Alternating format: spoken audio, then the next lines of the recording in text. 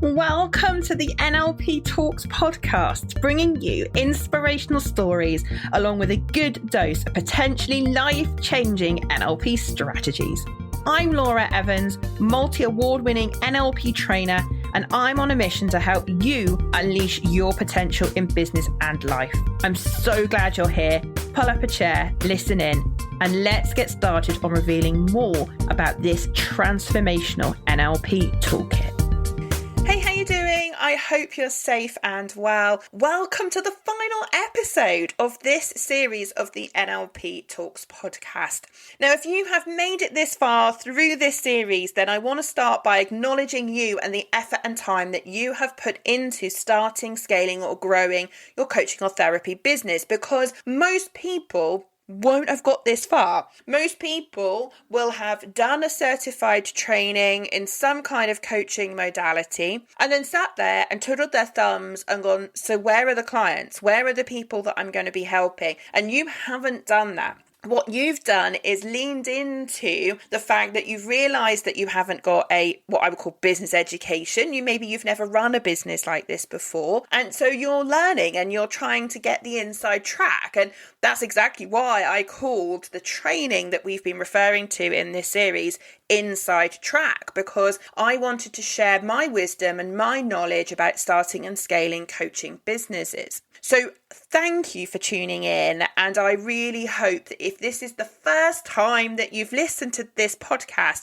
you're going to now go back and listen to all the other episodes. There are a couple of PDFs to download and lots of resources to help you along the way. The fact that you've started thinking seriously about what your business could look like matters, because if you can start and scale a business, then you're actually going to be able to help the people that you want to help. Now, today's episode is a Q&A. And these are real questions that people like you have either emailed me, have WhatsApped me, and have sent them in. And my hope is that by the end of this Q&A session, I'll have been able to answer quite a few of them. Sadly, I can't do all of them, but quite a few of them. And the questions have come from people that are either thinking about becoming a coach or are already trained as a coach and are now trying to make it work in terms of making an income from their skills. I am going to answer these honestly. So if you know me personally, you'll know that I don't do any BS, like it's straight down the line with me. And most importantly, I'm going to help you to move forward. So let's get started. So let's start here with this first question, which is, Laura, am I good enough to become a coach? And I love this question because, first of all, this question shows me that you care. And here's the truth. You don't become a great coach because you feel ready. You become a great coach because you show up, you practice, you learn, and you refine your skills.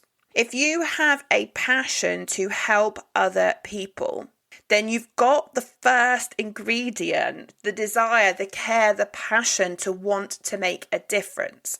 If you want to become a great coach rather than an average or mediocre coach, that comes down to making sure that you are firstly well trained.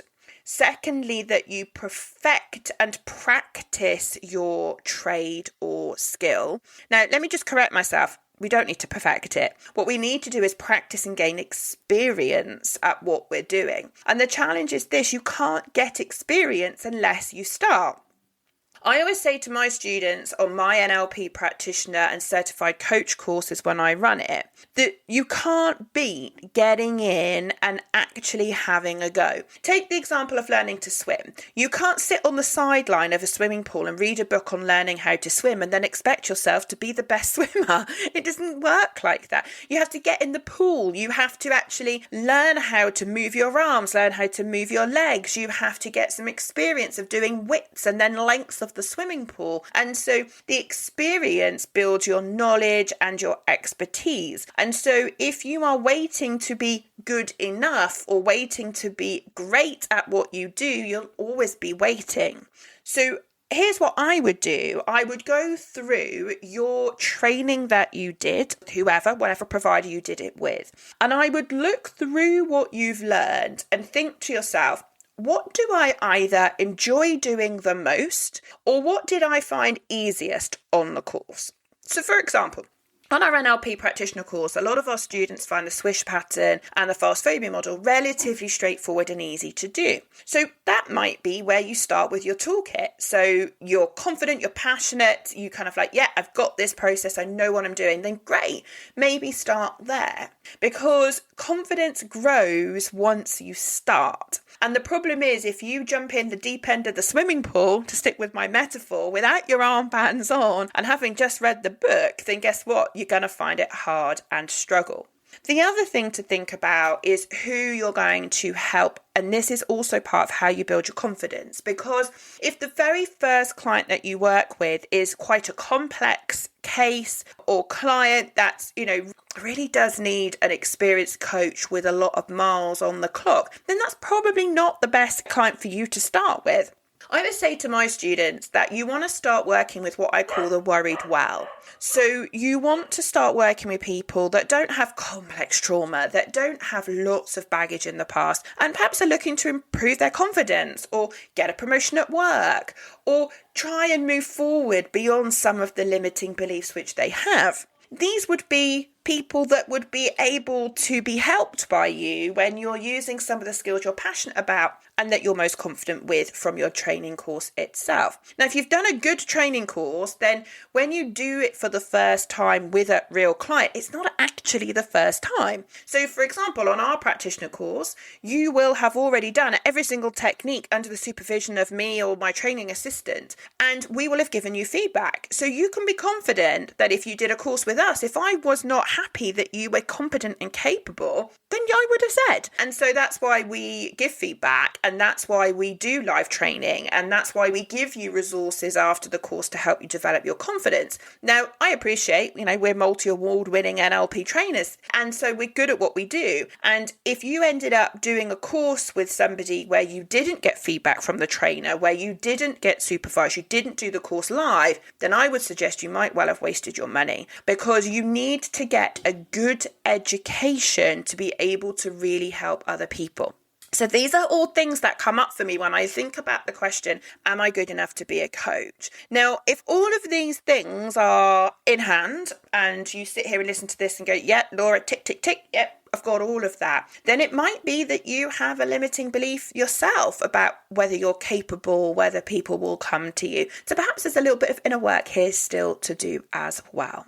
The truth around all of this, though, is the people that succeed with coaching businesses and helping other people are not always the most confident at the start. But they're the ones that decide to step up, to move forward, because they have a passion and a desire to want to help other people. And if that's you, you've already got quite a few of the raw ingredients which you need. Now, moving on to the next question, which was a question by somebody that said, can I actually make this work? Now, I think what they meant when they asked that question was, can I actually make this work in terms of running a business? So that's how I'm going to answer this question.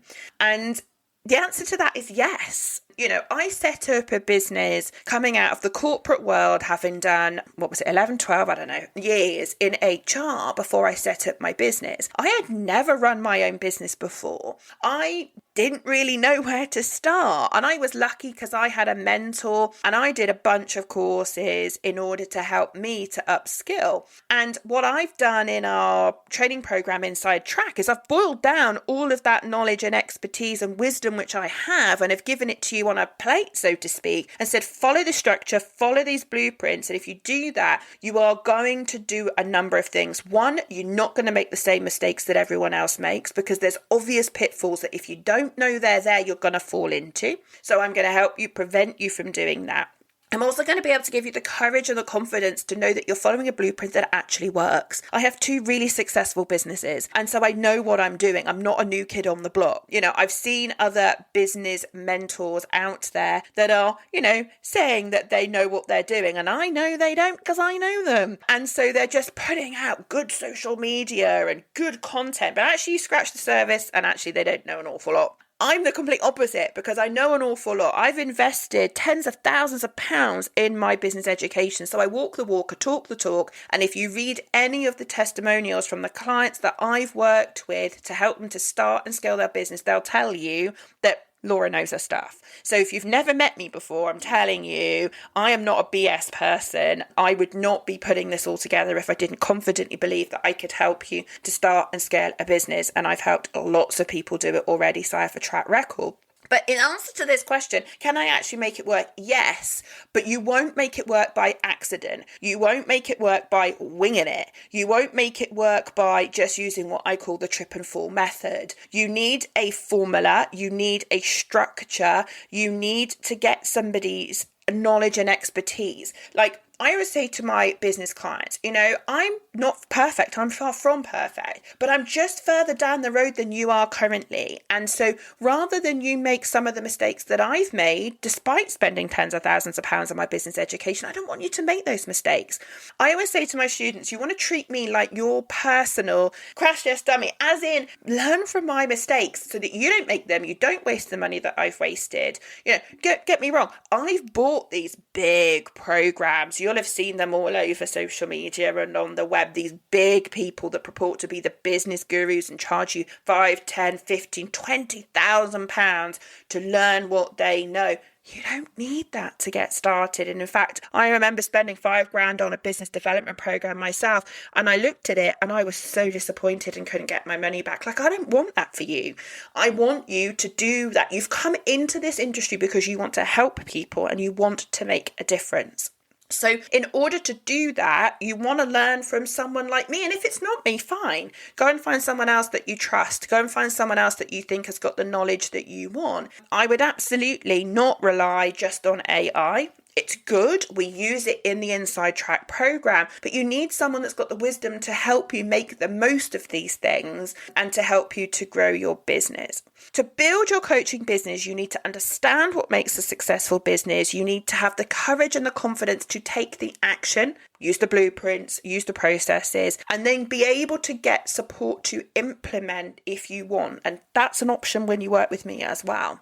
So rather than thinking it's all about your coaching qualification, think about it. It's like, yes, tick. I've got some technical training, feel excited, and now I'm ready to actually start helping people. So in answer to your question, can I make this work? My belief would be yes. You just need to get the right business education and then you'll be able to help people.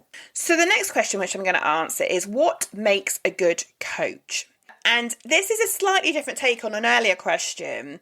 A good coach is not defined by time, in my experience. A good coach is not necessarily defined by a piece of paper, i.e. a qualification or a certification. For me, good coaches are great at listening. They're great at asking questions. They're great at holding space. And they're great at finding ways to help people to move forward.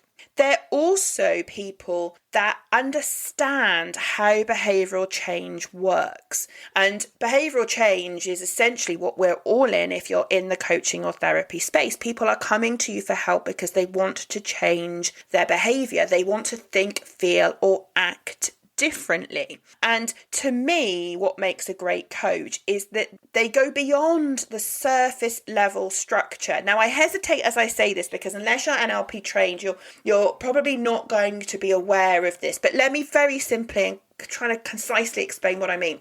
One of my biggest criticisms of a lot of coaches that are out there in this industry is they coach what I call the symptomology. Now, what does that mean, Laura? Well, when you coach the symptomology, the client tells you the problem, you listen to their problem, you ask them questions about their problem, and you do your best to support that client to decide what they want to do, how they want to move forward, and all of that stuff. But the problem is this. You are dealing with the symptoms of quite possibly, in my experience, most likely, a root cause, which is something different.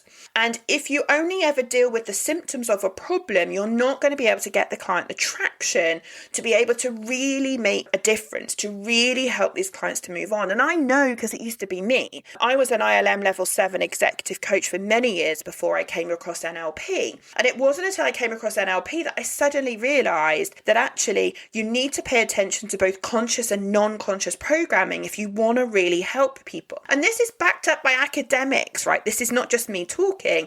Jared Hodgkinson wrote an article in Science Daily 2001 and said that if you really want people to change their behavior, then you have to take account of both conscious and non-conscious programming. And we talk about this at length on the NLP trainings. So to me, a good and great coach has all the what I call bog standard skills of a good listener, able to ask questions and all of that stuff. But they also have this other layer, this ability to listen to what's being said, listen to what's not being said, and to think beyond what's being said. So, and again, in NLP, we talk about the presenting problem is rarely the real problem. And without going into an NLP spiel and teaching you everything about that, these are the types of skills that I think really make a difference. Now, training gives you tools, and what you then need to do if you want to become great at something is you need to practice, you need to get the miles on the clock, you need to get the wisdom. And that means you've got to start by getting your first client. So yeah, that's how I would answer that question. So next up then is, there was a couple of questions around qualifications and certifications. So I've kind of lumped them together. So the first one was, do I actually need to get certified? And then the second one was, what's better, NLP, ICF, or life coaching? And these were the three questions. Now, I've lumped them together because the answer is kind of the same, because members of the public don't really care what discipline you're trained in, what certifications that you've had. I mean, I've got certifications coming out of my ears in terms of my coaching skill and experience, and no one's ever asked me for them. What members of the public are going to want from you is they're going to want to know that they can trust you. They're going to want to know that you can help them. And they're going to want to know that they're not your first client, right? So I would say the client's questions when they talk to you are going to be, can you help me? They're going to need to understand whether they can trust you to help them. Like, are you the real deal, or are you someone's going to BS them and just rip off their money? Like, genuinely, can you do that? And do you have some experience of this? And that's why collecting testimonials is so important, because I can refer you to almost 100 testimonials that we've got on one of our Trustpilot sites, and there's stuff elsewhere. And so this gives people confidence. This is why when you work with clients and you're right at the very beginning of your business, getting testimonials, ideally, video testimonials are like gold. If people don't want to be on camera, then would they allow you to have an audio clip of them? That's easy. Just point the camera to the floor and hit record, and then that you're just going to take off the audio. And if not, a handwritten piece of feedback. I did that with a client once, and I just said, look, could you write down what you've just said? And she was like, yeah, of course. So she wrote it on a piece of paper, and at the bottom we just wrote Senior Manager Financial Services. So there's ways of building your credibility. Now, qualifications and certifications are also authority building. When you can say you're a certified coach, when you can say you're a certified NLP practitioner, like, that means something to people. But it's not the be all and end all. So if your ideal customer is a member of the public, you're going to be doing what we call B2C, business to consumer. You're going to be dealing direct with the consumers. Then actually, I think what's more important is that you've got great skills and you are able to build a track record of getting people great results.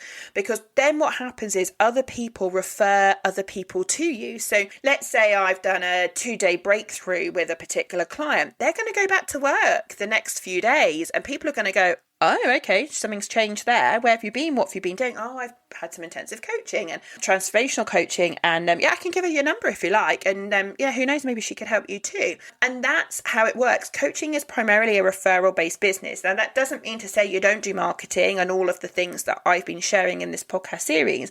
But what it does mean is that people buy people. So I am much more interested, if I was coming to you as a potential client of yours, I'd be much more interested in, can I trust you? Where's the proof you actually can do what you say you do? And then I'm going to work out then whether I think you're the right person to help me. Like, do we click? Do we have natural rapport? And so again, just make it easy for people to buy when, all those kind of boxes are ticked. Now, if your ideal customers are businesses, then businesses do tend to care more so about accreditations and professional credibility. And that's not to say that members of the public don't, but businesses, if you want to contract to businesses, say you want to go in as a certified coach, you'll find some of them will say, okay, so can we see your credentials? Can we see you're insured? Can we see your certification? And they're much more likely to be doing due diligence, checking you out. And then if they do decide to work with you, they'll maybe give you one client to start with, and then they'll go from there. One of our master practitioners, went back to her previous employer. They'd made her redundant. She'd trained as a master coach with me and then went back to them, and through a few different conversations, she did a free talk for them. And now she's coaching. I think she got given a contract to coach 12 people or something. That's because they trust her. They know her. She's got relevant experience and all of that stuff. So that's important. Relationships matter. And being able to evidence that you're great at what you do. Now, if I just put my HR hat on, so if I go back a while now, I used to get very frustrated with organisations that are looking to bring coaches into their organisations, and they're more obsessed over a piece of paper than they are over someone's actual ability to help people achieve behavioural change and actually make a difference. I remember working in one organisation and they wanted to put an internal coaching team together. And they said that they would not entertain anybody being in that coaching pool unless they'd done ILM level 7. Now, here's the thing. A piece of paper doesn't make you a great coach. I know some people that are certified ICF this and certified ILM that and all of that stuff. And I know them, and I would not consider them to be amazing coaches. My criteria for that is, can they get clients results, and are they able to actually help people to move forward? A piece of paper does not guarantee that that's going to happen. There are equally many coaches which I know who don't have those pieces of paper, but are absolutely amazing at what they do. So if you're in a business thinking about bringing on coaches, then reach out to me, because there's so much more to being a great coach than just having a piece of paper. So that would be my take on certifications and how that works. So the next question that I'm going to take, in fact, it's again a couple of questions that came in together, all about money, making a living, how much do you charge, all of these types of questions. So let me kind of take these collectively together. So in answer to the question, can you make a living from coaching? Yes, absolutely. Lots of people do. What I would say, though, is you need to get clear on how much you need to earn in order to survive, and whether you are planning on doing this as a part-time or a full-time business. And then working out, and this is all in Inside Track, like the actual business design, the business architecture, make sure that you're designing a business that's going to give you the kind of income that you would need or like. It doesn't happen by accident, but yes, I have trained a number of people. We have a number of master practitioners and master coaches that I've trained that are making a good living out of it. So it's a combination of good skills and good business knowledge, and that's absolutely possible. Now, in terms of, is the market too saturated? My answer would be, I don't think so. But let me explain why. There are lots and lots of coaches out there, but there are not lots and lots of coaches that have a clear track record of being able to help people to get results. There are not a lot of coaches out there that are confident to position themselves, have clear offers, and actually demonstrate to people how they can help. And it's one of the biggest frustrations. I see so many people in this industry that are really well trained and actually are great coaches. They just don't have a business education, and they don't know how to position an offer, and they don't understand how to help people understand how they can help them. And also, frustratingly, there are some people out there that are really good at that are actually not great coaches. And so I don't think the market is saturated. I think what I would say to you is this.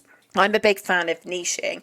So I was working with one of my mentees recently, and the problem with a toolkit like, let's use NLP because that's what I'm trained in. NLP, you can pretty much help most people with a lot of different problems. And so that's the downside of a toolkit that includes so much. And so what I was encouraging her to do was actually to use her expertise and really focus on where she's able to make a big difference. Now, she came out of financial services, services. And so I suggested she consider whether she become a specialist coach for people in financial services, because she gets the industry. Like, there's certain lingo, isn't there, in certain industries that you just don't want to waste your time as a client having to explain. And so actually, if you can see a coach out there gets it, they're like, oh, you can see, oh, they come from the industry that I come, they're going to understand the challenges and the problems. That can be great. Also, if you've done a job before that you're looking to help people with, then that could be great. So another of my business mentees, very experienced HR professional, wanting to step away from that. So what I've said to her is, well, actually, why don't you become a mindset coach for HR professionals? Because again, having been in that industry, if I was looking for a coach and I can see, you know, my industry, you know, my job, you know, the stresses, you know, the strains, you're just going to get it. Oh, and you're a mindset coach and you can help me achieve this. Fantastic. What a perfect combination. So I think the life coaching market is saturated. I think you need to make sure you're very clear on who you want to help, your expertise, your USPs, all of these things. Again, all of this will be worked out if you decide to invest in Inside Track, because it's all in there. All of the exercises that I take my one-to-one clients through are all in Inside Track for this business architecture section.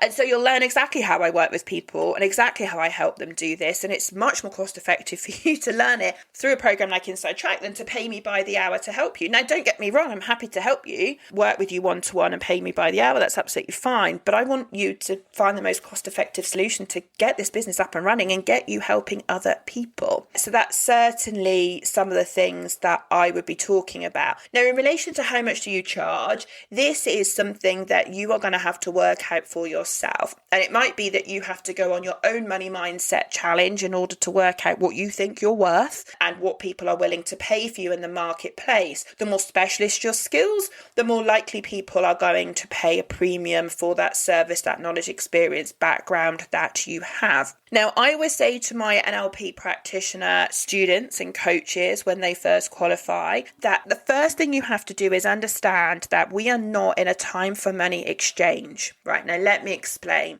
Most of us have been brought up in an environment where we exchange 40 hours of our week in exchange for a monthly wage from an employer. So you get paid £50,000 a year. You give 5 days a week of your life to an employer, and for 40 hours of that week, you work for them and you get paid an amount of money for the time that you're going to give them. It's not how transformational coaching works. People are paying you for the result that you're capable of helping them to achieve. And so you first of all have to do the mindset shift around it's not by the hour, it's by the result. Now, that said, if you want to start to work how much you need to earn, then obviously you're probably going to start by thinking about how much per hour you're going to charge. And it's one of the things that I would consider. So if you want to push me for a number, I tell our students £100 an hour is what they should be paying themselves for the time that they are working on a client's case, project, relationship with them. But be clear on my language, that's what you need to pay yourself.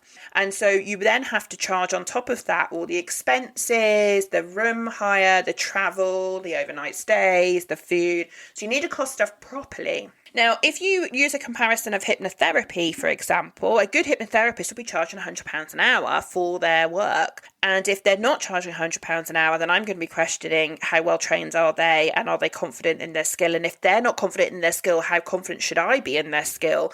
And there's a whole kind of mind journey, as I call it, that people go on. Being cheap does not necessarily mean that that's the best person. And in fact, I remember not working with a coach because she was too cheap. I was like, nah, I want somebody that's better than that. That's not to say you want to go with the most expensive, but there's probably something in the middle. But yeah, hypnotherapists will be charging £100 an hour. So go and look at other service providers that might be slightly outside of what you currently want to do and go and find out what they're charging. But I don't think that that's a huge amount at all. And obviously, if you want to work with someone like myself, you're going to be spending a huge amount more than that. I know executive coaches that are charging themselves out to organisations at £250 an hour. That's not unheard of. A good coach coach will probably be charging themselves out at that. So I'm telling you that because some of those people don't have the kind of skills that you'll have if you've done training with me and you're a practitioner coach or master coach with me. You're going to have a load more skills than a lot of those people that are out there in terms of delivering results. People are paying you for the result that you're able to help them to achieve. And so it's a very different mindset when it comes to charging. Now, I could do a whole episode on charging. There's loads of stuff in Inside Track. So if you want to know more about that, then please go and check that out. Now, the next question, and again, there's a couple of questions here. I've clumped them together, but this is all about what if I fail? What if people judge me? What if no one pays me? And all of these for me come under this kind of header of fear and doubt. And I want to reframe this for you because for me, the real risk is not starting. If you're in a job that you don't love, if your job is taking you all the way across the country or the globe and you don't want to be doing that travel anymore, if your job is impacting your family life, impacting your health, impacting all sorts of things, then the reality is that unless you make a change, in 5 or 10 years' time, you're going to be doing the same thing with the same frustrations. In fact, it probably will have compounded and got worse. And so the real risk is you doing nothing. And there's a saying, I can't remember who said it now, but there's a famous saying, I'm sure one of you will message me and let me know, but the famous saying about what if I fail? And it's like, yeah, but what if you succeed and what if you fly? And what if actually this is the best thing that you could do? So yeah, put yourself forward 6 to 12 months from now. And if you still think that way, then guess what? You're going to be stuck. You're going to be waiting. You're going to be doubting yourself. Or in 6 to 12 months, are you going to be helping clients, building your confidence, starting to earn an income from this? I should also say I am not a massive fan of turning off one income stream and turning on another. For example, walking away from your full-time job and then expecting a coaching business to be able to survive you. That is not sensible, folks. I would suggest, and I say this in the package Inside Track, the training, you want what I call a flight plan. So you want to work out over the next 6 to 12 months, how are you going to start to wean yourself off or start to reduce the hours that you're doing in your current job as you start to build your coaching business. It takes 6, 9, maybe even 12 months to get a coaching business off the ground to the point that it could sustain you. Can you do it faster? Yes. But typically you're talking 6, 9 months. And that's because there's an awful lot to set up and do the business architecture, business design, and get your name out there. There's an awful lot of groundwork to do. So, if you're currently working full time in a job, maybe ask whether you could go from 5 days a week to 4 days a week, or whether you could do what we call a compressed fortnight. So you have every other Friday off. And that way you can protect your income, but start to create some time to do this other stuff. If you could maybe get to the point of being able to do 3 days a week in your current job and start to do 2 days a week then in your coaching business, then that still gives you work-life balance because you still get some downtime. Like, you need to make sure you look after your physical and mental health as well during this transition. You can't just be burning the candle at both ends. That's not sustainable in my view. So think about how you can start to wean yourself off one income stream as you start to build the other income stream. That to me is sensible. It's very risky when you just kind of walk in tomorrow and say to your boss, I'm leaving, and then you're like, oh, it's okay, I'm going to set up a coaching business. Oh my goodness, please refrain from doing that. Let's do this sensibly. Now, I got asked a question by someone that has been running their business for a while, and they've said, Laura, I've done all the business architecture, I have designed my business, and a lot of this podcast series has resonated with me. However, I've got one question. Why am I posting but no one is buying? Now, this is something that, again, I get asked an awful lot. And the thing you've got to understand is posting is not selling. Now, posting, I'm assuming they mean social media, because you'll get some of these business gurus out there that go, just put loads of social media posts out and people will come. Now, posting regularly and being visible on social media is key to our marketing mix. Of course it is. However, just posting is not going to get people to buy. Now, I remember a couple of years ago, I was working with a one-to-one client, again, business growth work, and she said exactly the same to me. I'm posting regularly, but no one's buying anything. And then when I looked back through her social media profiles with her, and again, this is something that I do on my one-to-one work. If you want a Zoom call with me to review your social media, we can do that. But I went through her social media with her and I said, at a guess, before I even look, at a guess, when was the last time you put out an actual sales post? She went white. She went, what do you mean? So I said, so I can see lots of stuff here, right? You're building your brand, your personal brand. You're putting lots of good marketing out about the types of people that you help and all that. But where's the actual opportunity for me to reach out and say, yes, can I have that? Where is that? We went back 6 months before she'd done the last sales post. So if you're posting and no one is buying, there's a couple of things you need to do. One, are you clear on who you're trying to attract? 2, have you got a clear offer? Just one clear offer is enough to start. Is your message clear about the benefits that your potential clients are going to get if they work with you? Is this offer that you've created designed to clearly demonstrate how if someone works with you, you're going to be able to help them solve a problem or realize a dream? You see, here's the thing. You may know that you can help an awful lot of people, but you need to find a problem that people are willing to pay to solve. And if you're just putting out posts about, women's circles or getting rid of beliefs or all of those things, and by the way, all of those are good in terms of I like them, but they're not going to sell anything because the problem is that you're looking to solve. It's not clear whether people are willing to pay to solve that problem, or it's not clear what dream you're going to help me realize. For example, help me get my promotion faster than I would be able to do it alone. Like, you need a really clear offer and a really clear message, and then a really clear invitation to work with you. And so if you're posting and no one's buying, I suspect part of the problem is hidden in what I have just explained. Now, I've also got asked a question about should I quit my job or start part-time? I think I've answered that already, so I'm going to move on past that one. So here's another interesting one. How do I stay consistent when nothing's happening? So this, again, is a common problem by people that have been doing this for a while. So what happens is you start this business with great enthusiasm and great passion, but it peters out because you feel like you're shouting into a cave and there's no one there to hear. Here's what I can tell you from my experience is just because no one comments or likes or shares your posts on social media, just because no one replies to your podcast episodes, not because someone doesn't reply to your email marketing, that does not mean it's not working, and it doesn't mean that people are not watching. I can tell you that if you're visible and you're putting stuff out there and all your messaging's on point and your offer's on point and all the things I've been talking about in this podcast series, people are going to be watching you. And it might not be the people that you expect, and you don't know who's sharing your post with who, or who's sat having coffee over lunch one day scrolling through Instagram or LinkedIn, and then they happen to be the work colleague going, oh, look, there's a coach here that helps people to progress their career and get a promotion. You were talking about wanting some help with that, weren't you? Here, I'll forward you the post, right? This is how life happens, right? And so please, just because no one's liking, commenting or sharing, that doesn't mean that people are not watching. That doesn't mean that people are not looking at what you're doing. For example, I know a bunch of my competitors listen to this podcast. A bunch of my competitors are on my email marketing, all under fictitious email addresses. I know this goes on, right? This is how it works. So stop worrying about everyone else and think, right, who do I want to help? What's my offer? Am I clear? And get yourself out there.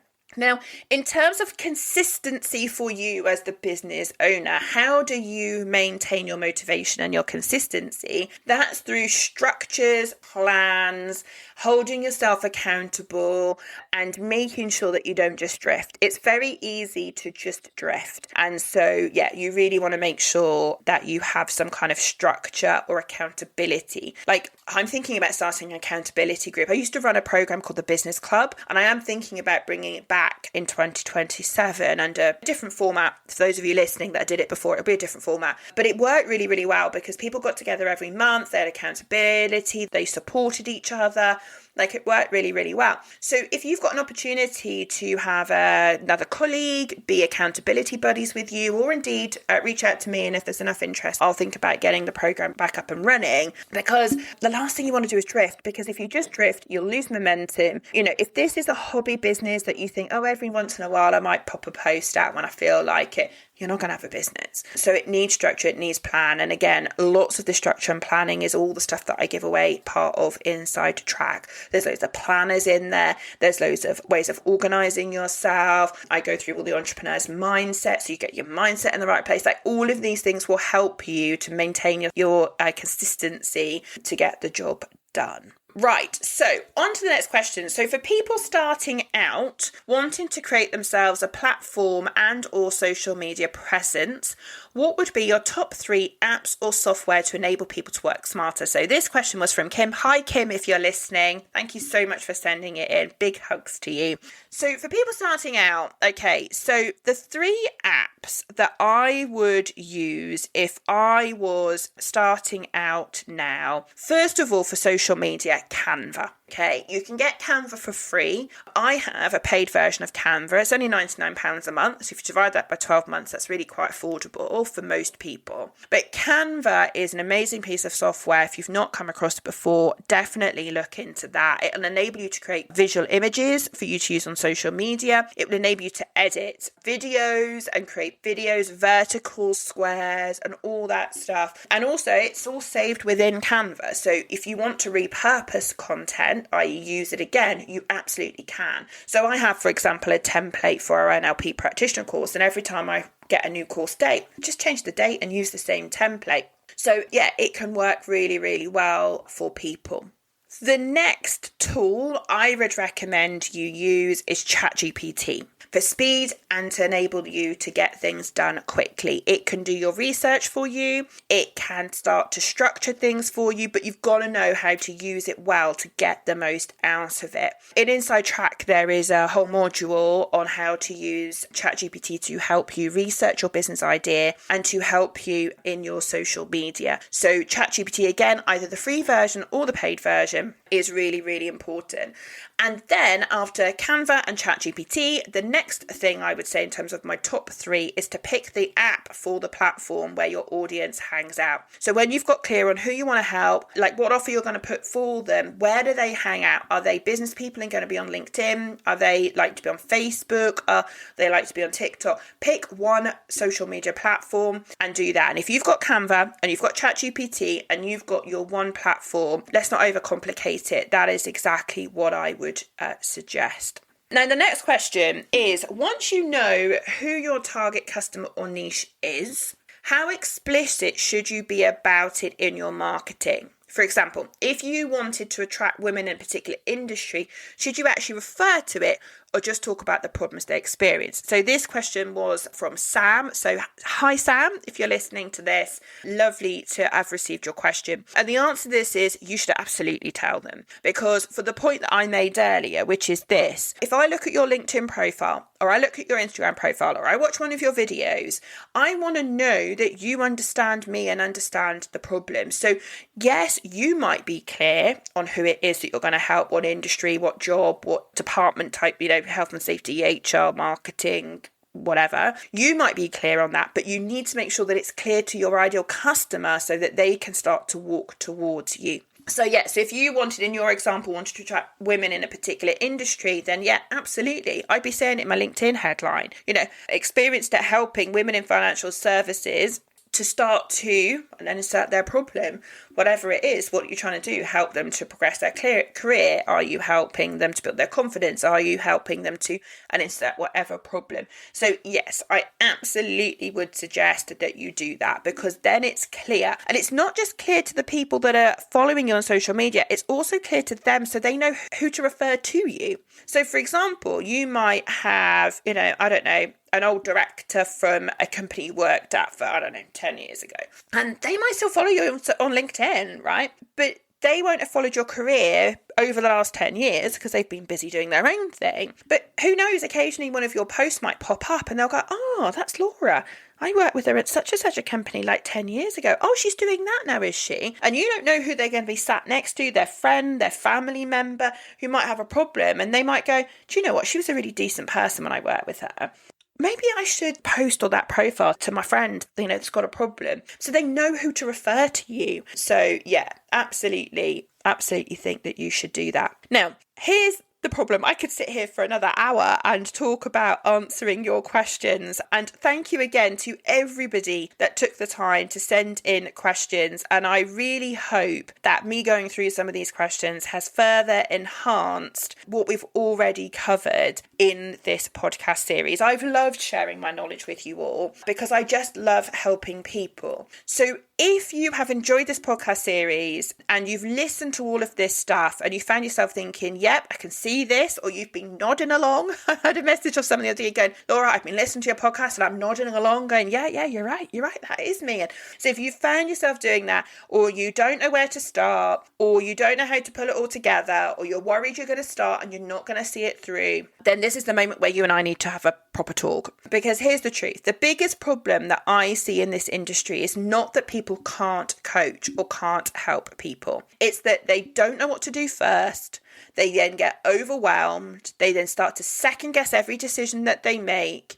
They overthink, and then they stay stuck in learning mode because they think getting stuck in learning mode is the answer. And what this leads to is 6 months from now, 12 months from now, 18 months from now, you still don't have any clients, you still have no income, and you have no momentum. Not because this particular person or you or whatever are not capable. It's because you didn't have the structure. You didn't have the benefit of someone else's real lived experience.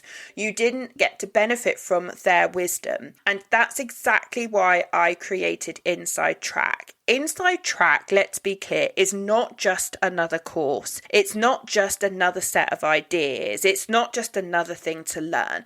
It is a step-by-step blueprint that if you follow it will help you turn your skills into a real business, and it will help you get your first client faster than you're going to be able to do it alone. Because let's just say this out loud. Right now you might be thinking, what if I invest and it doesn't work? Or what if I still don't get clients? Or what if I'm not ready? But here's the real question. What happens if you don't invest? Because doing nothing has a cost. Doing nothing costs you time, even if it costs you nothing else. But it's the cost of staying stuck. It's the cost of staying invisible. It's the cost of not helping people that you know that you could be helping. Let's make this really practical. Inside Track is designed to help you to get your first client, then your second client, and then momentum starts. Now imagine this, if your first client paid you £300 or £500 or £1,000, you'd have covered your investment in Inside Track. Everything after that is profit. It's helping you build your confidence. It's helping you make a difference in this world. So now I want you to imagine something. You wake up in the morning, you look at your diary, and you know you've got 1 or 2, maybe even 3 amazing clients booked into your diary. People who want your help, who value what you do, and are willing to pay for your expertise and your take on how to make a change. You finish those sessions and you walk away from each of those sessions genuinely feeling like you have helped somebody. Let me tell you, I will never ever get sick or tired of being the cheerleader that stands on the sideline and watches my clients excel. Nothing makes me happier than when I open up Instagram or I open up LinkedIn and I see the coaches that I have trained succeeding and helping people. Just last week, one of our master practitioners had done some work with one of their clients, and their client had done a video testimonial for them and gave it to the coach, and the coach shared it on Instagram. And I can tell you, I was so proud of her because I know the journey she's been on. She's done prac coach and master. She's done all 3 levels with me. And I know the difference that she is making to those people. That's the ripple effect that we want to make in this world of positivity, of helping people, of making a difference. And this isn't all theory. Let's be clear about this as well. You know, you can go and get theory of ChatGPT yourself if you like. But this is not just theory. This is taking advantage of the wisdom which I have. One of my clients said, and you'll be able to see this on Trustpilot, if you go and check out Laura Evans Coaching and Mentoring Limited on Trustpilot, you're going to see it there. And one client said, if I could give Laura more than 5 stars, I would. She gets me, she gets my business, and she gets my audience. We discussed real, tangible ways to achieve it. Another said, the sessions have been worth their weight in gold with Laura in terms of accelerating my knowledge, my confidence, and therefore my business. There's that word accelerating because that's what it does. Now, what's inside Track? So let me just quickly run you through what's in there. So first of all, you're going to get the quick start training. So this is 4 2-hour training sessions with a live audience that I took through. So I had a small group of coaches who I took through the process. So it's not just me sat talking to a computer screen. You're going to hear their questions. You're going to hear me helping them. And these 4 quick start trainings focus on 1, the entrepreneur's mindset. So I share all the belief changes that I think you need to do in order to help you get your entrepreneur's mindset in the right place, and some other pearls of wisdom about mindset and running a business. Quick Start 2 is an introduction to social media for business. This is about getting it up and running and is the basics. Even if you've used social media, using social media for business is different. So that will be of great help. Quick Start number 3 is an introduction to Canva. I've talked about that software already, and I will walk you through my Canva account. I'll show you how to navigate it, how to create your own graphics for social media, and how to do some of the basics. Quick Start number 4 is an introduction to AI and ChatGPT so that you can use it to research your business idea and to help you on social media. And that's just the 4 Quick Start trainings. Each of those are 2 hours long. So that's 8 hours of training. And to support those 4 Quick Start trainings, there are 5 downloadable guides that are also included. So the investment in the course is worth it just for that Quick Start training. Anyway, that's not the main deal. So what we've then got after you've done the Quick Start training is we've got what we call the On-Demand Business Bootcamp. So I had a group of coaches together over 2.5 days where I took them through all of the business fundamentals. And this was a mixture of people that had not yet started their business, those that were in the process of starting, and some of them had been running their coaching business for several years, and every single one of them got huge value out of the boot camp. You'll see me taking the group through all the exercises that I take my one-to-one clients through. You'll get to see the flip charts. We wander around the room with the camera. Like, you are literally getting a fly on the wall experience of that business boot camp. We'll talk you through how to pick the name, how to design the business, the things to think about setting it up, talking about pricing, budgeting, lead generation. And all of that is supported by a comprehensive, almost 200-page manual. That's how comprehensive it is. It's 198 pages to be exact, but let's round it up to 200. So you get the recordings of the 2.5-day live boot camp. You get all of the manual, almost 200 pages of a manual, and you get a bonus on top of that of all the planners and the templates. So you've got everything there ready to go. What then you have got at Inside Track is you've got the recordings of all of the group mentoring calls that I did after the boot camp. So for 4 weeks after the boot camp, every week I met with the group and answered additional questions. I reviewed things with them and I went through things. There's an additional 6 hours of recordings of the mentoring calls. And when you go into the platform where we host all of this, you're going to see that each call I've identified what's in each call. So you can easily find the bits that you need. And that's not it. So in addition to that, you get a 1-day training on making sales easier using NLP. This is the part that most people avoid, and it's the part you really need to learn. It was a 1-day training, again in front of a live audience, the same group, and I spent a whole day on with them, helping them sort out their sales mindset and talking about how to run sales calls. I gave them a 5-step process on how to run a sales call with a prospective client. There is a comprehensive manual that supports it, and if you follow that sales process blueprint, you will be able to handle sales calls much easier than you will currently. It just makes sense, and if you use that, then you will be able to do that. So Inside Track is not just a bog standard training. It is 4 quick start trainings. It is 2.5 days of boot camp, the recordings for the accountability mentoring calls, and a full day of training. You've got over 5.5 days worth of content in Inside Track. Now, I know that some of our community here on the podcast and in our NLP training business say, Laura, I'd love all of that, but I'm really worried to invest invest, because what if I invest in that program and I appreciate it's amazing value, but actually I know I'm not going to do it. So here's what a number of our clients do. What they do is they invest in Inside Track and at the same time book a 90-minute one-to-one with me personally, because then you know that's in the diary and then you know that you've got an opportunity to actually talk to me. And here's the thing, you don't want to talk to me for 90 minutes about something that you could have learned on the training itself, because that would be a waste of time. What you want to do is use a one-to-one with me where I look at your specific business idea that you've created. I help you maybe refine your offer that you've put together. I help you to review your social media or your website, which you have created because of the training that you've done. And then you use me as your business consultant, your growth specialist, who can help you then take all the stuff that's Inside Track and then take it to that next level. And the great news is when you invest in Inside Track, you have the opportunity to have a 90-minute one-to-one with me at a significantly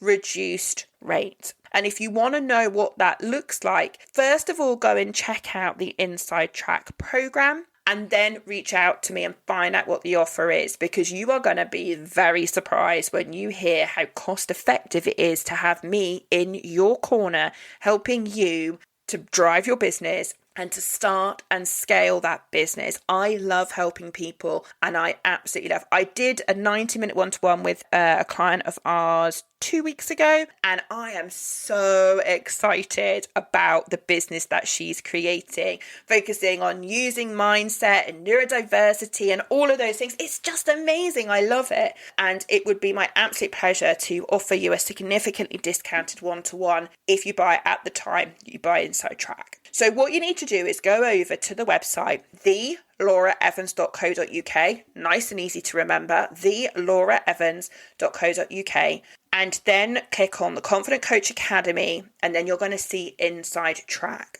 The other way is you just go directly to the page, which is thelauraevans.co.uk/Inside Track, and then you're going to find it. Because right now, you're either sitting on the sideline or you're deciding to step into the game. And your first client is closer than you think. Catch you on the next episode.